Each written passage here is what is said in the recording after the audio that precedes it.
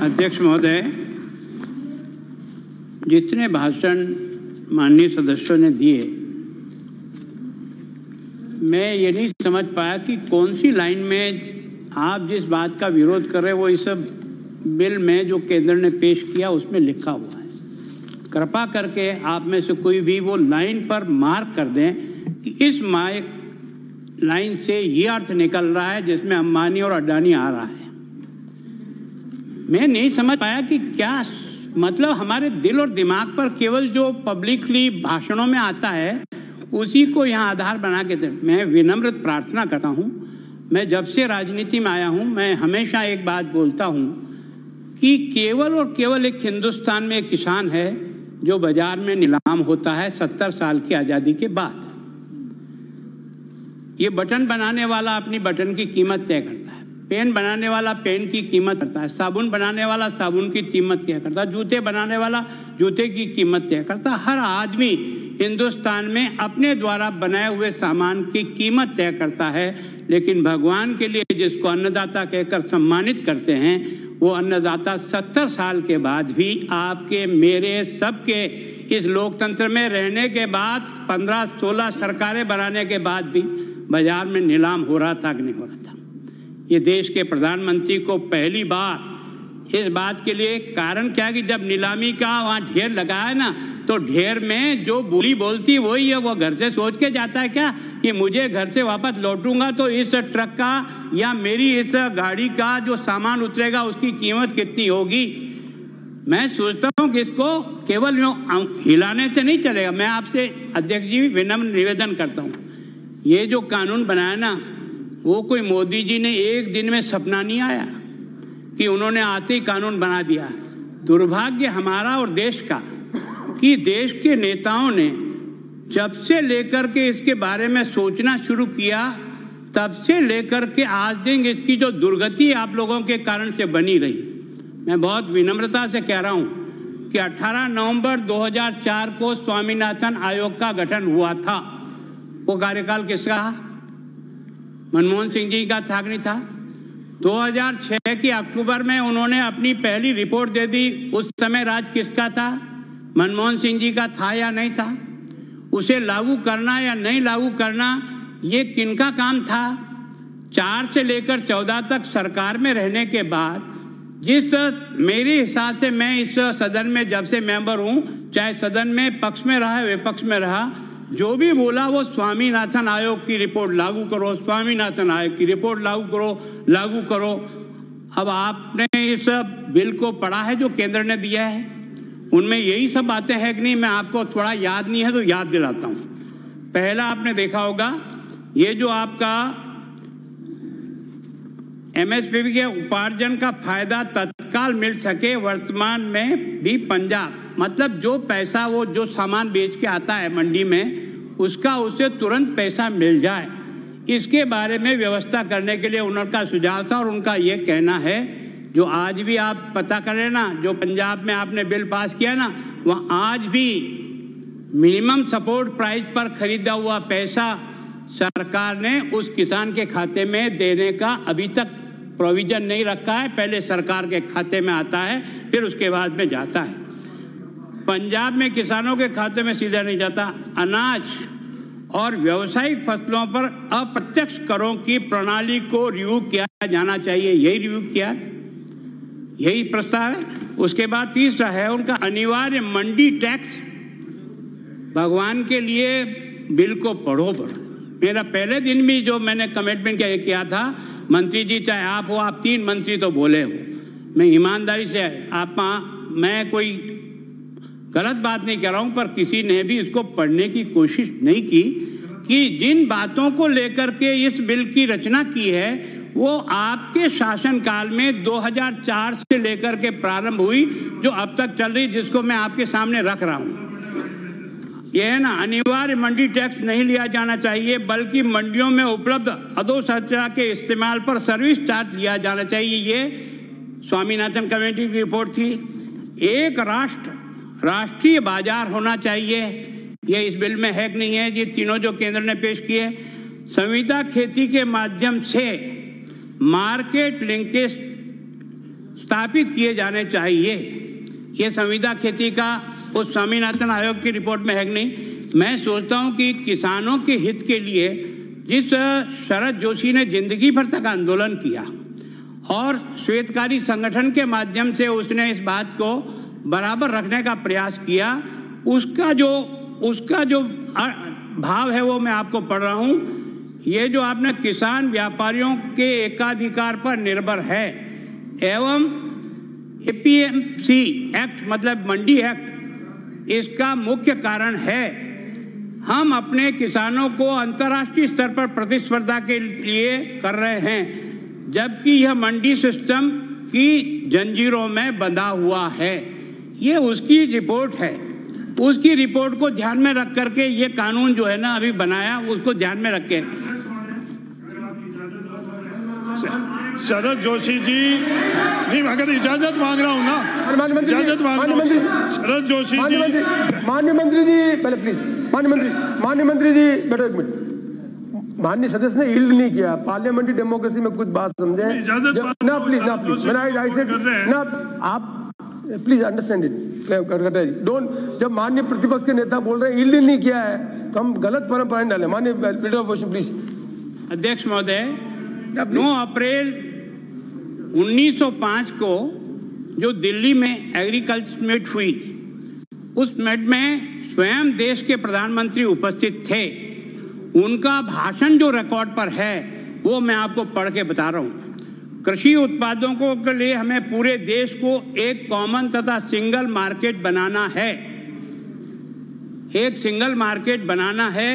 एक राष्ट्र एक मार्केट की बात जो इस बिल में है वो मनमोहन सिंह जी ने अपने भाषण में वहाँ उद्धृत किया था। अगर गलत हो तो जवाब के समय बता देना।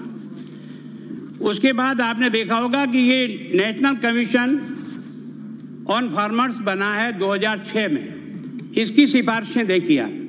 कृषि उत्पादों को सभी अप्रत्यक्ष करों को हटाया जाए, क्योंकि कृषि उत्पादों पर टैक्स न केवल उपभोक्ताओं के लिए कीमत बढ़ाते हैं बल्कि किसानों को मिलने वाले मूल्यों को भी कम करते हैं। कृषि उत्पादों को पर टैक्स हटाने से अंतर्राष्ट्रीय बाजार में भारतीय कृषि उत्पादों की प्रतिस्पर्धा बढ़ेगी। प्राइवेट मंडियां खोलने की अनुमति दी जानी चाहिए। आज़ादी के समय मंडियां आवश्यक थी, लेकिन मंडियों की कार्यप्रणाली पारदर्शी नहीं है। अंतरिम व्यापार संबंधी सभी बाधाओं को हटाना चाहिए। ये सारी रिकमेंडेशन उस अपना जो नेशनल कमीशन जो बना 2006 में उसकी है। संविदा खेती भारतीय खेती के लिए महत्वपूर्ण है, जिसे प्राथमिक क्षेत्र में निवेश बढ़ाना और उत्पादन का बढ़ाना आवश्यक होगा। उसके बाद ये यूपीए का आपकी सरकार के समय है ना, ये जो आपने जो यूपीए सरकार के समय यूपीए सरकार ने 2007 में मॉडल APMC नियम तैयार किए थे एवं उन्हें राज्यों में लागू करने के लिए कहा, जिसमें निजी मंडियों की स्थापना, प्रत्यक्ष विपणन, संविदा खेती, एक स्थान पर एक मंडी शुल्क, एकीकृत व्यापार लाइसेंस, ई मार्केट शामिल है। संविदा खेती हेतु कांग्रेस शासनकाल में इन राज्यों में MPFC ये जो अधिनियम है मार्केटिंग वाला अंतर्गत प्रावधान किए गए हैं। मेरी बात का जवाब देना, हरियाणा में ये 2007 में लागू किया कि नहीं किया, कर्नाटक में 2003 में लागू हुआ कि नहीं हुआ, महाराष्ट्र में 2006 में लागू हुआ कि नहीं हुआ, मध्य प्रदेश में 2003 में लागू हुआ कि नहीं हुआ। ऐसे हिंदुस्तान में जिन राज्यों में आपकी सरकारें थी, ऐसे 19 राज्यों में ये आपने कॉन्ट्रैक्ट फार्मिंग शुरू कर दी थी। पंजाब विधानसभा का जो आपका घोषणा पत्र है, जो अभी पंजाब के मुख्यमंत्री जी ने इस कानून के खिलाफ अपने यहाँ जो उन्होंने पास किया, जो आप जैसे करने जा रहे हैं वैसे उन्होंने भी कर लिया।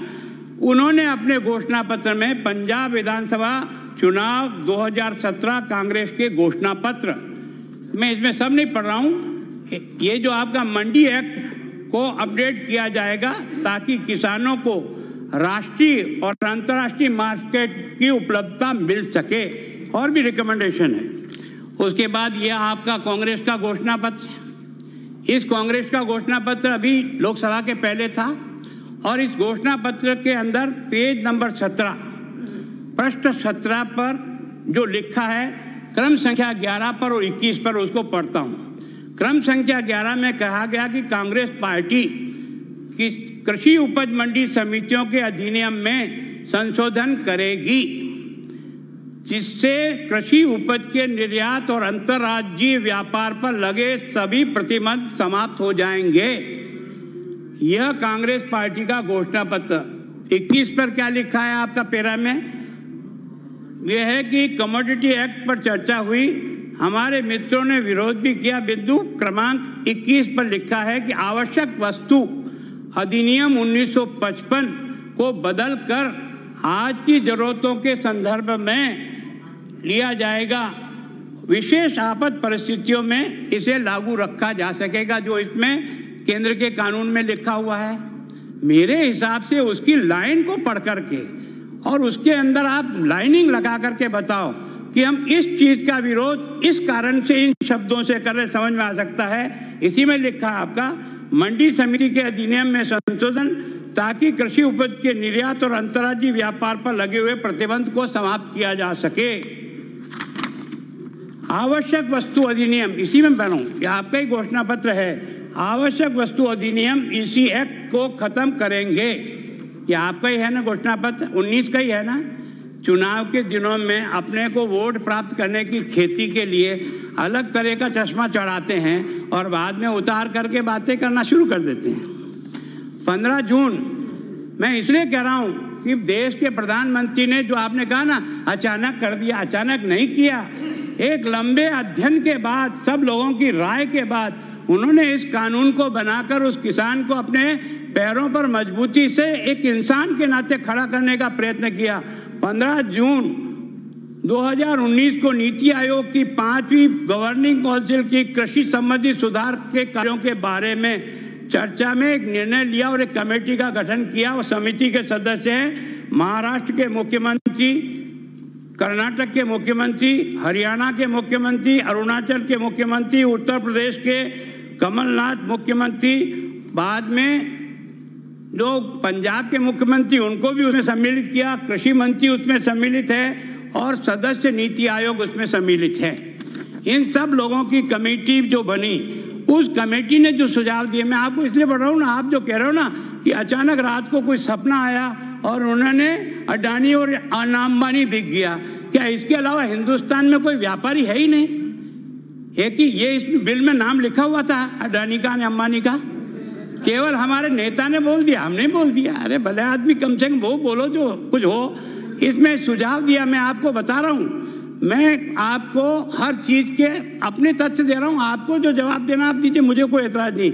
इस समिति का सुझाव था ये एपीएमसी एक्ट की अपनाना चाहिए मॉडल, मंडी यार्ड की सीमा के भीतर एपीएमसी की शक्तियों को सीमित करना चाहिए। पूरे राज्य में मंडी की एकल बुंदियों लेवी होनी चाहिए। कृषि के लिए संविदा खेती और सेवा संविदा पर प्रावधान करने के लिए विधान बना जी। इसमें भी लिखा संविदा खेती अधिनियम की सेवाओं को शामिल किया जाए। इसी एक्ट में केवल असाधारण परिस्थिति में जरूरी वस्तुओं की आपूर्ति करने के लिए प्रावधान रखना चाहिए। ये आपका कब बना? 19 में। और उसमें आपके कमलनाथ जी मध्य प्रदेश के मुख्यमंत्री हैं, पंजाब का अमरिंदर सिंह जी उसमें मंत्री हैं, उन सब की उपस्थिति में बना। मैं इसलिए कहता हूं कि ये जो कानून बना है ना, इन सब बैकग्राउंड को ध्यान में रखते हुए कि वास्तव में प्रारंभ से लेकर के जिन सरकार ने जब भी इसमें कुछ हुआ, इन सब सुधारों को करने के लिए क्या, इसलिए ये तीनों एक्ट लेकर के केंद्र में आए। अभी आपने इसमें काम बदला क्या किया है? लगभग वही है। कृषि का उत्पादन, व्यापार और वाणिज्य संवर्धन और सरलीकरण अध्यादेश, ये केंद्र का है। आपने क्या किया? इसमें राजस्थान संशोधन विधेयक कर दिया है, वही है ना, उसकी मंशा तो वही है। उस मंशा में आपने कुछ बदल करने क्या, मैं आगे आपको बताऊंगा। अध्यादेश में लागू हो जाने के किसानों के लिए एक सुगम और मुक्त माहौल तैयार हो सकेगा, जिससे उन्हें अपनी सुविधा के हिसाब से कृषि उत्पाद खरीदने और बेचने की आज़ादी होगी। ये इसमें है कि आप चाहो जो खरीदो, चाहो जहाँ बेचो, इसका है। अध्यादेश में राज्य के भीतर और बाहर दोनों ही जगह पर ऐसे बाजारों को बाहर की कृषि उत्पादों का उन्मुक्त व्यापार सुगम हो जाएगा जो राज्यों के कृषि उत्पादन विपणन समिति अधिनियम के तहत अधिसूचित है। ये सारे बिंदु इन्होंने इसमें से डाला है। ये जो आपका दूसरा है वो भी लगभग आपने राजस्थान संशोधन करके इसमें जो आश्वासन और जो मूल्य संवर्धन के बारे में है उस एक्ट में भी आपने केवल संशोधन में इसको राजस्थान संशोधन विधेयक के नाम से रख के दिया, उसमें भी कॉन्ट्रैक्ट खेती का है। फिर आपका ये जो तीसरा है आवश्यक वस्तु संशोधन अध्यादेश, उसमें भी आपने आवश्यक वस्तु विशेष उपबंध और राजस्थान संशोधन विधेयक 2020 ये आपने इनकी तरफ से लेकर के आए। अब एक सवाल खड़ा किया कि ये केंद्र सरकार को कानून बनाने का अधिकार नहीं है। मैं सोचता हूँ हम सब कानून को थोड़ा बहुत तो जानते हैं। 3 प्रकार से जो स्टेट बना सकता है वो स्टेट बनाए, जो केंद्र बना सकती है वो केंद्र बनाए, और जो संवर्धित सूची में जिसमें केंद्र भी बना सकता है और राज्य भी बना सकता है वही कानून है। अब ये जो आपका जो संघ बनाता केंद्र बनाता है इसकी प्रविष्टि 42 अंतर्राज्यीय व्यापार और वाणिज्य। मुझे ये बता दो कि मैं अपना माल गुजरात ले जाना चाहता हूँ, ये कानून आप राजस्थान वाले बना सकते हो क्या कि तुम हैदराबाद ले जाके बेच देना? इसका अधिकार है? इसका अधिकार जब हम एक राज्य से दूसरे राज्य के बीच में व्यापार करेंगे तो वो केंद्र के पर्यू में आता है और इसलिए बात करते हैं। और आपने देखा कि ये जो राज्य सूची है उसमें प्रविष्ट 14 कृषि, इसमें कोई दो राय नहीं, कृषि केवल राज्य का विषय है और कृषि पर जिस प्रकार का भी आपको कानून बनाना आपके अधिकार में है उसमें आपने प्रविष्टि 14 में है, 28 में है, 26 में है, इन सब में आपको अधिकार है। ये जो समवर्ती सूची का तीसरा भाग है इसमें आपको प्रविष्टि 33, इसमें खाद्य पदार्थों या जिनके अंतर्गत खाद्य तिलहन और तेल है, पशुओं के चारे और उनके अंतर्गत खली और अन्य सारगत चारे है, इसका आपको केंद्र की सूची में है।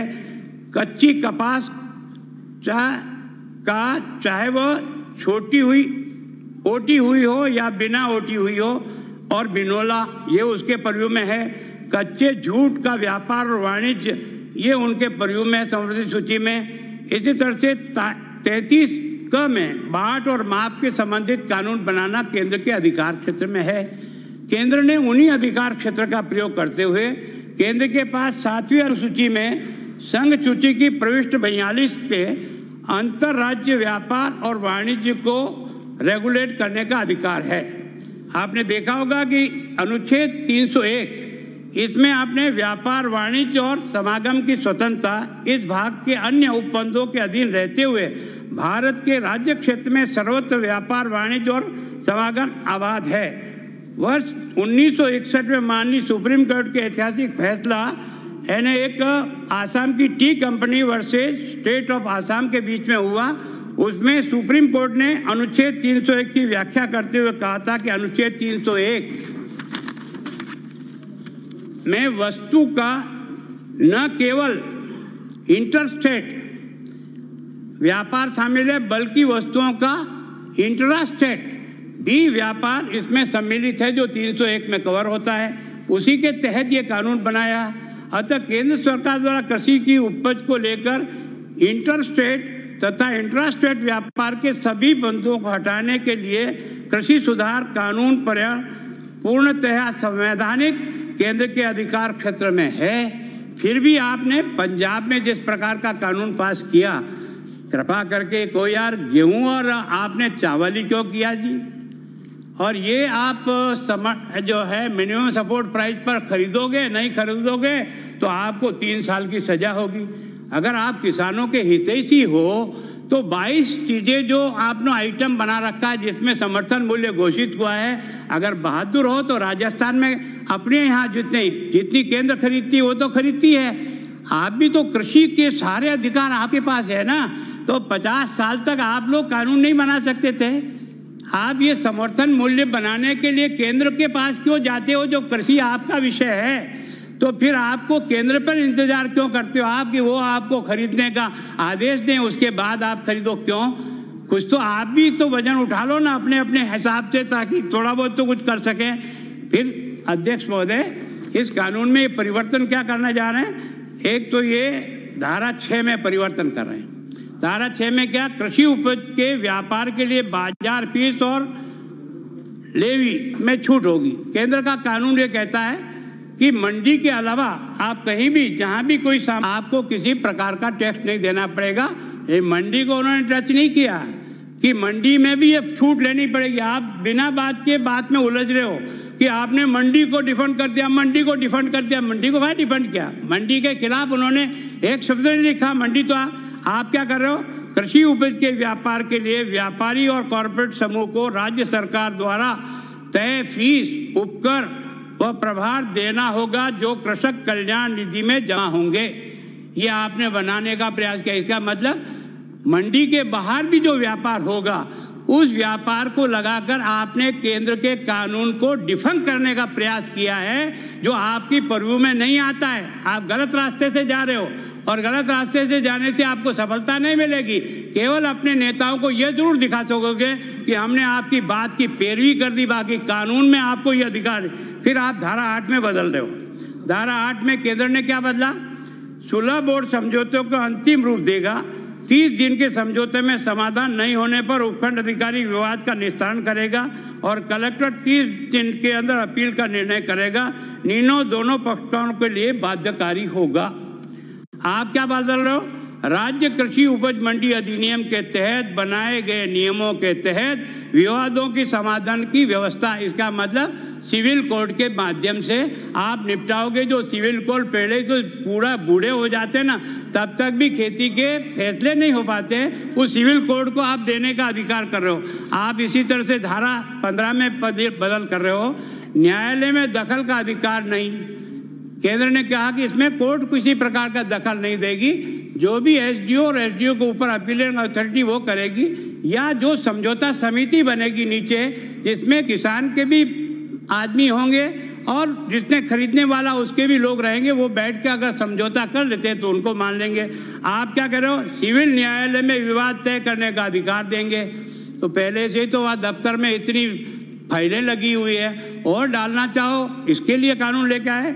फिर आप धारा 19 में 3 साल के भीतर कानून लागू करने के कठिनाई पर केंद्र को राजपत्र के जरिए संशोधन का अधिकार होगा। उसकी जगह आप क्या कर रहे हो? कानून लागू करने की कठिनाई होने पर राज्य को राजपत्र के जरिए संशोधन करने का अधिकार होगा। ये आप इसमें से बदल कर रहे हो,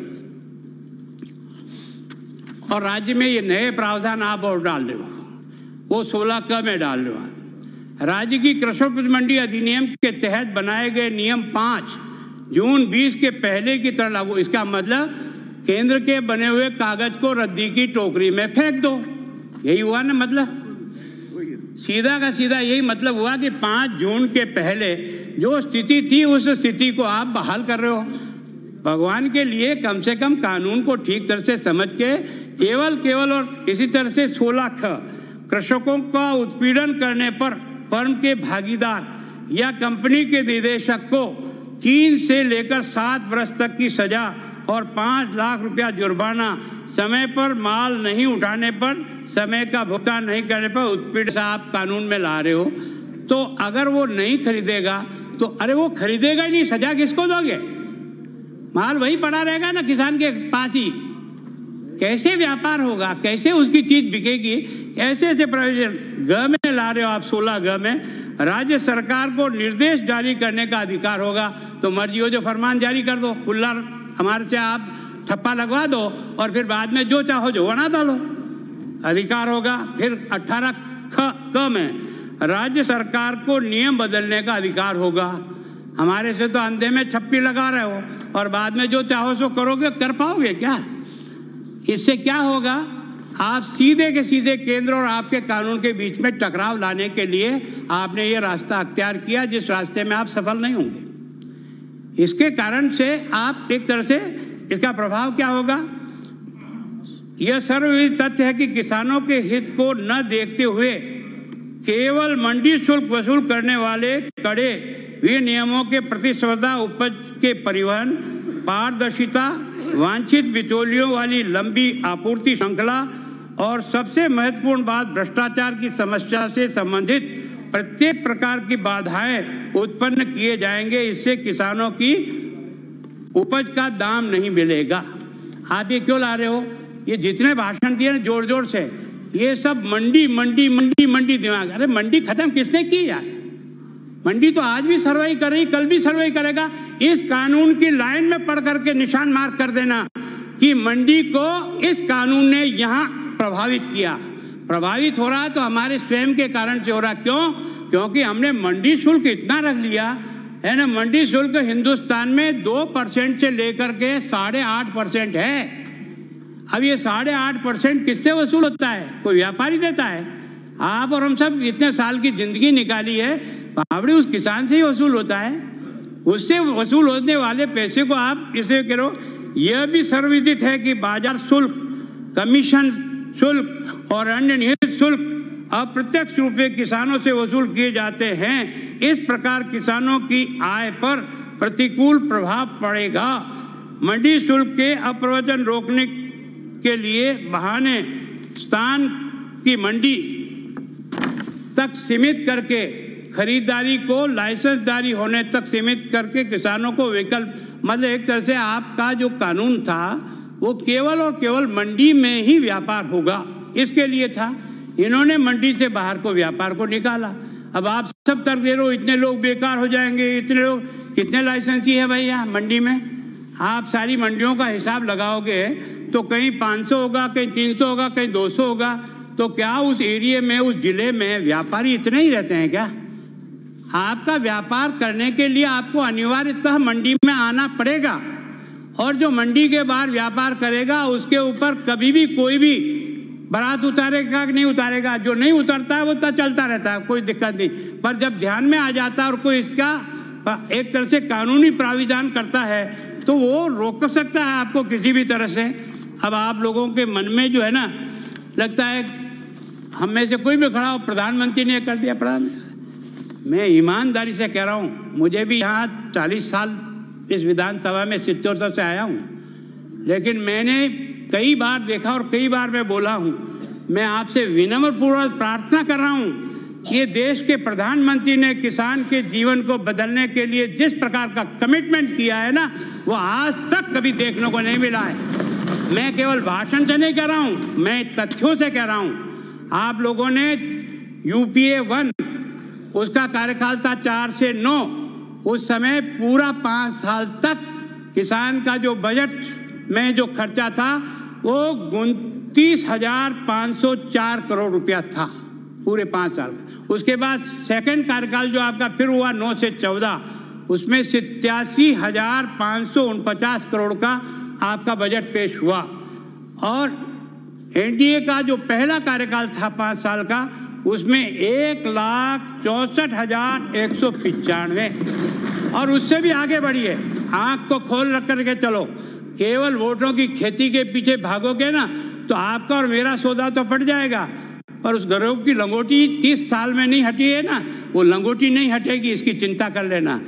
ये पहला प्रधानमंत्री है जो मैं आपको दावे के साथ कह रहा हूँ, 19-20 के सालाना बजट में किसान के लिए 1,30,485 करोड़ रुपए का प्रावधान किया। 1,30,485 करोड़ रुपया। और ये जो दूसरा साल है ना, दूसरा साल 20-21 का, इस समय बजट जो रखा है वो 1,34,399 करोड़ रुपया। अगर उसके मन में किसान के प्रति हमदर्दी नहीं होती, उसके जीवन को देख करके उसमें सुधार करने की मंशा नहीं होती, तो क्या ये बजट रखता था? इस व्यक्ति ने प्रयास किया है, हम लोग उसको छींचा लेदर करने का प्रयास कर रहे हैं। मैं सोचता हूँ कि आपने ये जो कृषि इंफ्रास्ट्रक्चर में अभी जो आपने पैकेज घोषित किया 20 लाख का, उसमें 1 लाख करोड़ रुपया इंफ्रास्ट्रक्चर के लिए रखा कि नहीं रखा, और वो आज की तारीख में खर्च होना शुरू हुआ कि नहीं हुआ। ये जो किसान सम्मान निधि, अरे पहले आप और हम कर्जा माफ करेंगे, दुकानें इसी से चलाते रहे इतने दिन तक। लेकिन इस आदमी ने जिस ढंग से है ना सीधा किसान के खाते में पैसे पहुंचाकर इन बीच के बेईमानों को निकालने का अगर किसी ने प्रण किया, उसका नाम है नरेंद्र मोदी। पहले ये सारा पैसा जो आपने या मेरे जमाने में बढ़ता था ना, आधे आधे लोगों की जेबों में जाता था कि नहीं जाता था। 500 रुपये की उस विधवा पेंशन को ठीक तरह से बंट नहीं पाती थी। इस व्यक्ति ने जिस प्रकार से जनधन के खाते खुलाकर, यानी जनधन के खाते खुलाकर 10 करोड़ किसानों के खाते में अब तक 93,000 करोड़ रुपया डाला है। 1-2 रुपया नहीं डाला है। आपने देखा होगा, अभी आपने देखा इस कोविड के समय में जब संकट आ गया था, किसान एकमात्र ऐसा व्यक्ति रहा जो देश की आमदनी को, जीडीपी को बनाने में बना रहा, और उसने जीडीपी को जिंदा रखने का काम अगर हिंदुस्तान में किसी ने किया ना, वो किसान ने किया। लेकिन प्रधानमंत्री जी ने इस कोविड के अंतर्गत भी है ना 9 करोड़ किसानों को 38,000 रुपया सीधा उनके खाते में और डाला।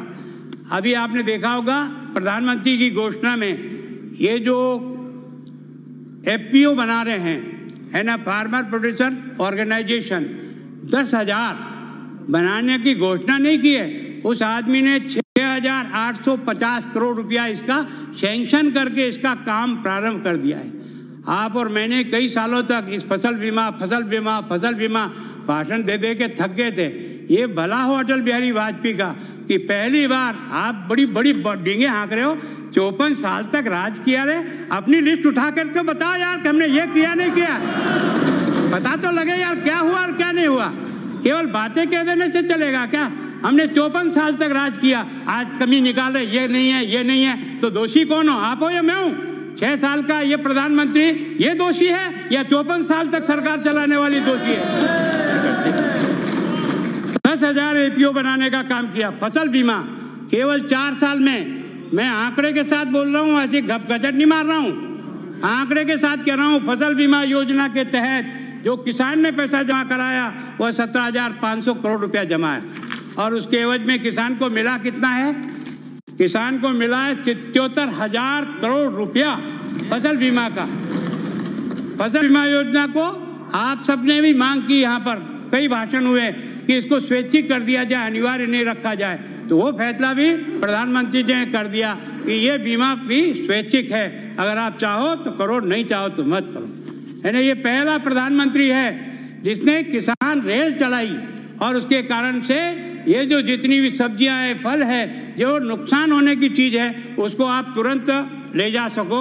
उसके लिए 2 ट्रेनें अभी प्रारंभ हो गई, अभी तो प्लेन भी चालू हो रहा है। संस्थागत ऋण, जिसके लिए आप बहुत बड़ी बातें करो ना, इतने सालों तक राज करने वाली पार्टी किसानों को ऋण देने की जो अंतिम सीमा आपने छोड़ी ना, वो 8 लाख करोड़ रुपए छोड़ी है, और इस देश के प्रधानमंत्री ने इसको बढ़ाकर 15 लाख करोड़ रुपया किसान को कर्जा दे रहा है। कितने पर? 4% पर। कितने पर? 4% पर। फिर भी आपको समझ में नहीं आता, कुछ नहीं कर रहे हम तो बर्बाद करने पे ही लगे हुए हैं। पता नहीं आपको क्यों लगा। ये ना सोइल हेल्थ कार्ड, इस सोइल हेल्थ कार्ड के आधार पर उन्होंने हिंदुस्तान में 10,000 इसकी आपको वो जो लेबोरेटरी है वो तैयार की है, और अब तक 15 करोड़ किसानों को हेल्थ कार्ड जो है ना वो उपलब्ध करा दिया है। कुछ भी नहीं काम किया। इसी तरह से आपने देखा हो इस कोविड के समय में, वैश्विक महामारी में दौरान गेहूं को जो खरीद हुई है, वो केंद्र जो है ना पहले जितना था उससे 1.5 गुना केंद्र ज़्यादा खरीदने के केंद्र बनाए हैं। इसी तरह से दलहन और तिलहन के जो केंद्र स्थापित हैं वो पहले से 3 गुना ज़्यादा केंद्रों पर खरीद हुई है।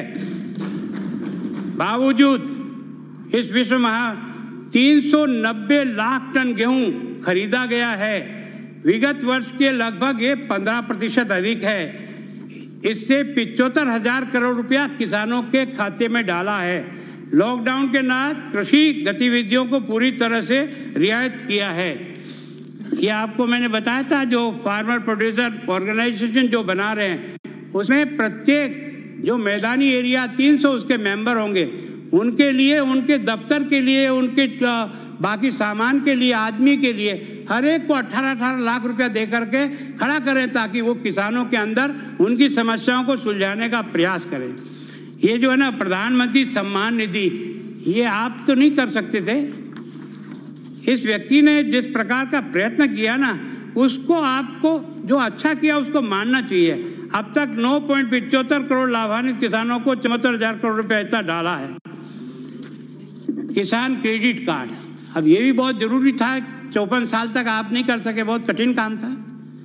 किसान क्रेडिट कार्ड को प्रारंभ करने का श्रेय अटल बिहारी वाजपेयी को है पहली बार, जिसके कारण से किसान अपनी ज़मीन पर कर्जा लेकर के भी अपने खेत को आगे बढ़ा सके। और आज की तारीख में 99,92,000 से अधिक किसान क्रेडिट कार्ड इस देश में बने हुए हैं। और अभी ये जो भारत सरकार ने एक नया आदेश निकाला, जिनका भी किसान क्रेडिट कार्ड है वो संख्या लगभग 2 करोड़ है, उन सबको भी ये किसान क्रेडिट कार्ड मिल जाएगा। तो इससे आपने बड़ी बातें की कि मिनिमम सपोर्ट प्राइस पे खरीदते नहीं। आपने क्या कर दिया 40-44 साल में, खरीद करके ढेर लगा दिया था क्या? ये ऐसी बातें करने में माहिर है। मैं आपको कहना चाहता हूँ, इस देश के प्रधानमंत्री ने ये जो स्वामीनाथन आयोग की रिपोर्ट को जितना खर्चा होता है उसका 1.5 गुना उसकी कम से कम सपोर्ट प्राइस हो, ये पहली बार किसी व्यक्ति ने आज दिन तक 2018 में इसको लागू करने का प्रयत्न किया। और उसके कारण से आज मैं आपको आंकड़े के साथ बताता हूँ, जब आपकी सरकार थी 13-14 में गेहूं का आपका जो मिनिमम सपोर्ट प्राइस था वो 1400 था। आज की तारीख में जो सपोर्ट प्राइस है वो 1975 रुपया है, 1975 रुपया, 41% की बढ़ोतरी है। जो 1100 रुपया था जब आपने सरकार छोड़ी थी मिनिमम सपोर्ट, आज 1600 है, 45% ज़्यादा है। इसी तरह से चना जो 3100 का था आज की तारीख में 5100 बना है।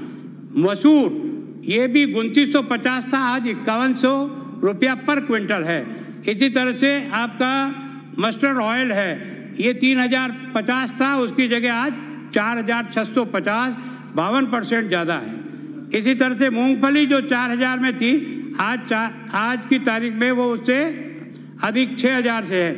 मैं सोचता हूँ इस प्रकार से, अभी इसको यहाँ भी मैं बता रहा हूँ आपको कि वास्तव में इसकी खर्चा कितना हुआ उसका भी है कि ये जो गेहूं के उत्पादन में जो खर्चा माना गया वो 960 रुपया माना गया, जबकि वास्तव में पैसा जो मिल रहा है आज की तारीख से वो 1975 रुपया मिल रहा है। इसका मतलब 106% खर्चे से अधिक मिनिमम सपोर्ट प्राइस जो है ना इस व्यक्ति ने की है, इसको मानना चाहिए। आपने देखा होगा इसके बाद जो खर्चा आता है वो 971 रुपया आता है, आज उसका 1600 का भाव है। इसका मतलब 65% अधिक, 1.5 से भी ज़्यादा। मैं सोचता हूँ कि चने का जो खर्चा आता है वो 2866 रुपया आता है, आज 5100, लगभग 78% अधिक पैसा मिलता है ना। इसी तरह से आपने मसूर, इसका खर्चा 2864 मानते हैं, उसकी जगह 5100 मिल रहा है, 78%, ये भी अधिक है। आपको देखा होगा ये जो मस्टर्ड अपना ऑयल है, इसमें पहले से आज 93% जितना इसका खर्चा होता है 2415 रुपया खर्चा मानते हैं, उससे भी दिया। इसका मतलब इन्होंने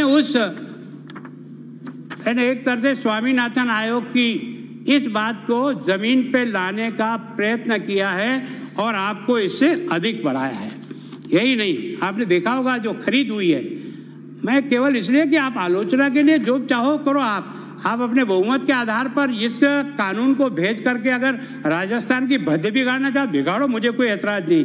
आपने देखा हो यूपीए के समय में जो धान की खरीद हुई चावल की, वो 2,88,770 करोड़ रुपए की हुई और अभी 14 से 19 के बीच में 4,34,788 करोड़ रुपया।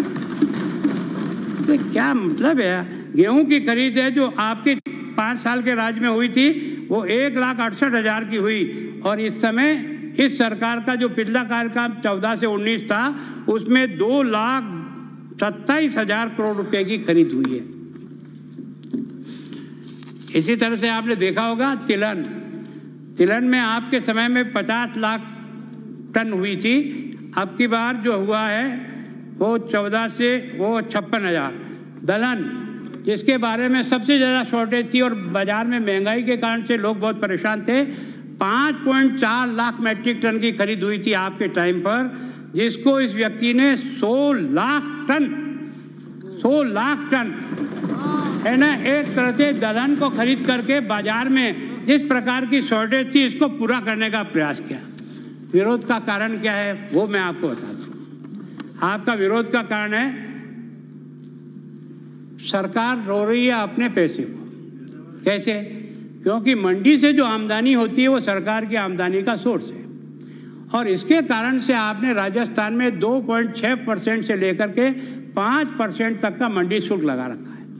अब मंडी शुल्क अगर आपका 5% है और आज गेहूं का जो समर्थन मूल्य है वो आप इसको 2000 मान लो, 2000 का मतलब हो गया 5% के मतलब आपका 100 रुपया एक बोरी पर एक्स्ट्रा लगेगा। अब उसको दोनों छूट है कि वो बाहर भी बेच सकता है और अंदर भी बेच सकता है, तो किसके टाट में खाज खा रही जो वहाँ अंदर आएगा?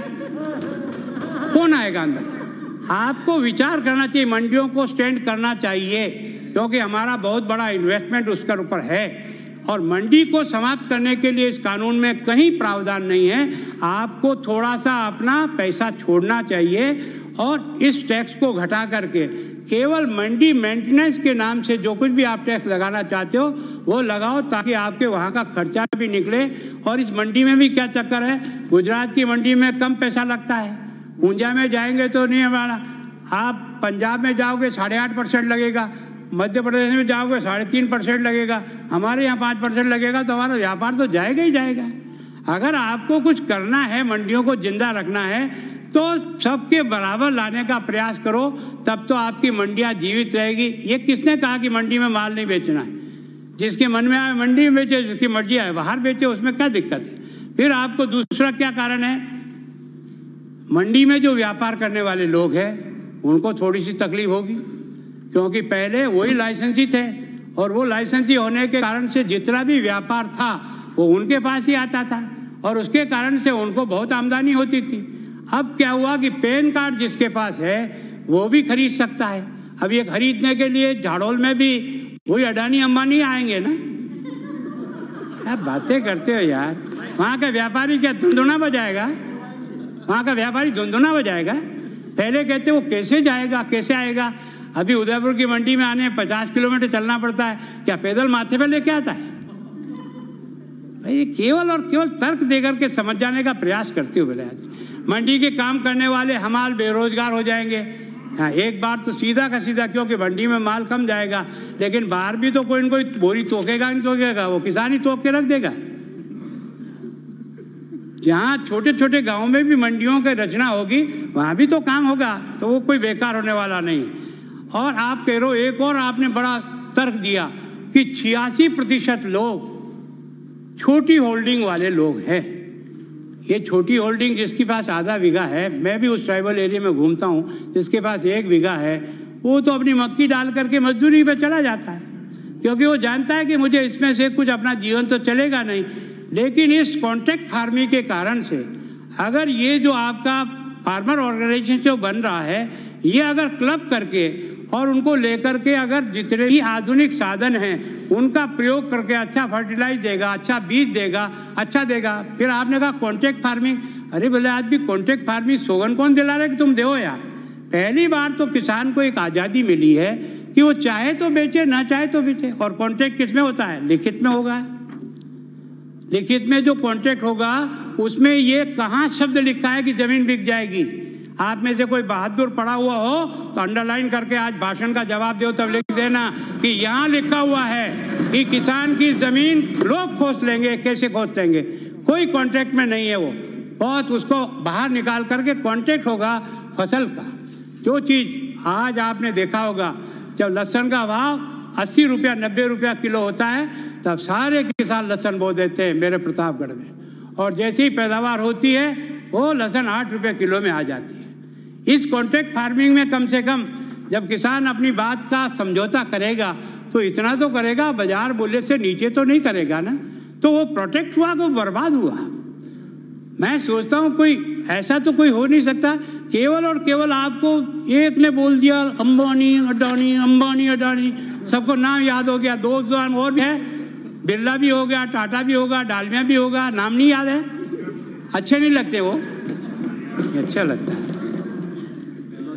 कौन सा कानून है मुझे ये बता दो, अभी तक के आपकी सरकार अब तक चली इतने सालों तक, आप बता दो ऐसा कौन सा कानून है जो किसान के हित की रक्षा कर सकता है? उस कानून को पढ़ देना। ऐसा कोई कानून हो जो किसान के हित की रक्षा करता हो, उस कानून को आप पढ़ना।